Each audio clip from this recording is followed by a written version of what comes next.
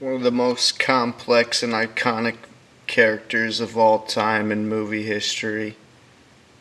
The villain of all villains, Anakin Skywalker, better known as Darth Vader.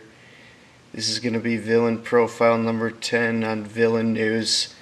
He's kind of become underrated now that the new trilogy has come along and gone with characters like Darth Maul and Count Dooku, played by Christopher Lee. This profile is going to be based on the 6 movies, somewhat based on the expanded trilogy, but I don't want to get too in depth on that. I'd rather keep it condensed and give it basically an overline profile bio of Darth Vader. Let's start with his origin. So the actor portrayal is James Earl Jones. David Prowse is the guy in the costume in the original trilogy, and Hayden Christensen plays Anakin Skywalker in his turn to Darth Vader in the prequel trilogy. His origins, this is going to be all condensed here. Basically, he was conceived in an experimental by Darth Plagueis and Darth Sidious, also known as Palpatine, where they were doing experimental midichlorians, where they were basically trying to create the ideal specimen of Force-sensitive character, and unknowingly it was created secretively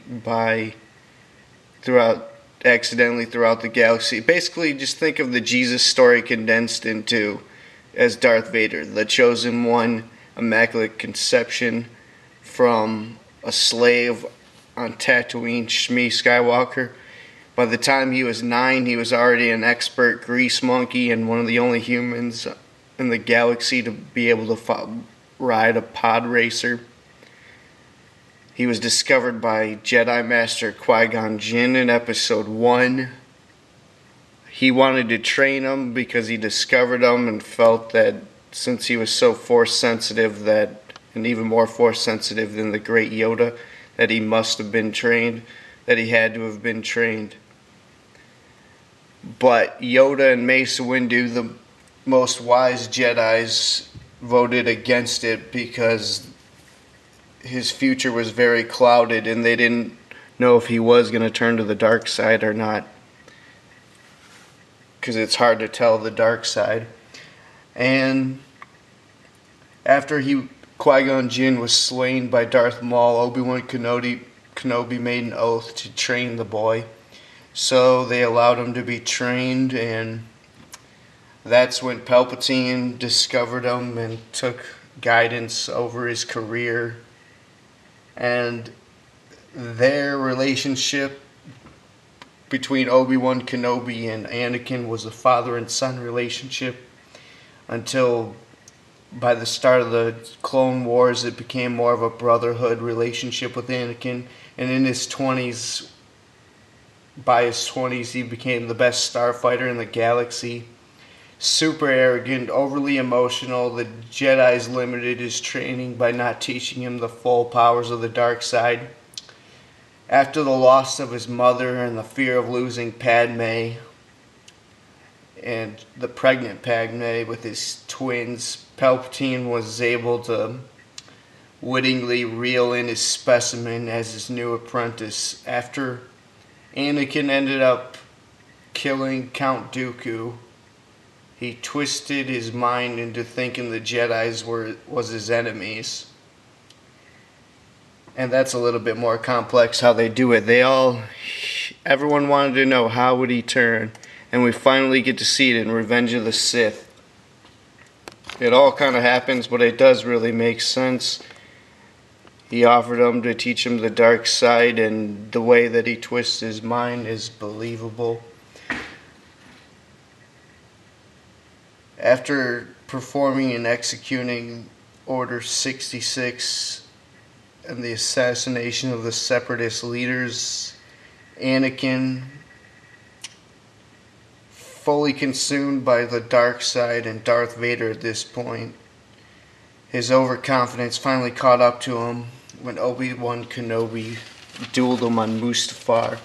That's when he ended up having to get cybernetic surgery. And Palpatine ended up making him stay awake so that it would fulfill his rage, and that carried over for the next 20 years and ended up killing Padme with his rage. And the cyborg technology used on him was better than the one that was used on General Grievous. The physical and psychological damage caused him to never reach his full potential. He was supposed to be stronger than Sidious, and it took him years to adjust to his armor. As you can see, he collapses from being the weight of his armor being so strong.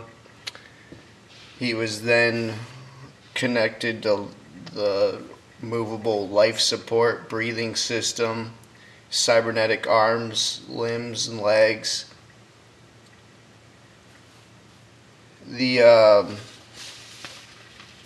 After Vader discovered... No, wait, let's see here. After the Death Star was blown up... No, he was awarded the Supreme Grand Commander of the Galactic Imperial Army to oversee. And after the Death Star was blown up, he was obsessed with finding the identity of the pilot. It took all that time. After Vader discovered it was Luke Skywalker, his son, he devised a plot to rule the galaxy with Luke after turning him to the dark side. Instead, Sidious sensed this and made Vader bring Luke before him. It took all that time and the support from Luke to see things clearly. In the end, he fulfilled his destiny and brought balance to the Force by supposedly destroying the Emperor when he threw him down the elevator, or the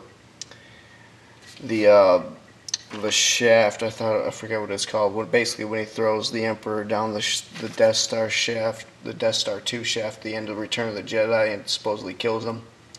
He died due to the Force lightning effects, and his breathing mask being taken off is his outcome.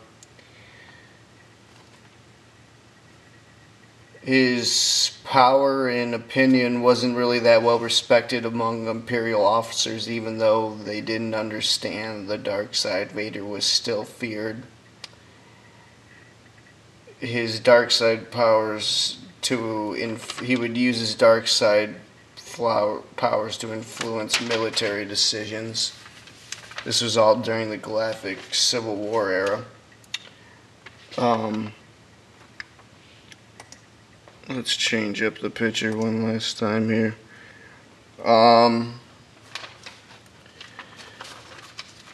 Species human cyborg, weapon blue, lightsaber when he's Anakin, red lightsaber when he's Darth Vader, wardrobe, prosthetic arms and limbs, mobile life support, modeled helmet after a samurai style, mask, occupation, Jedi Knight, formerly Sith Lord, Supreme Galactic Commander of the Imperial Army, like I was saying.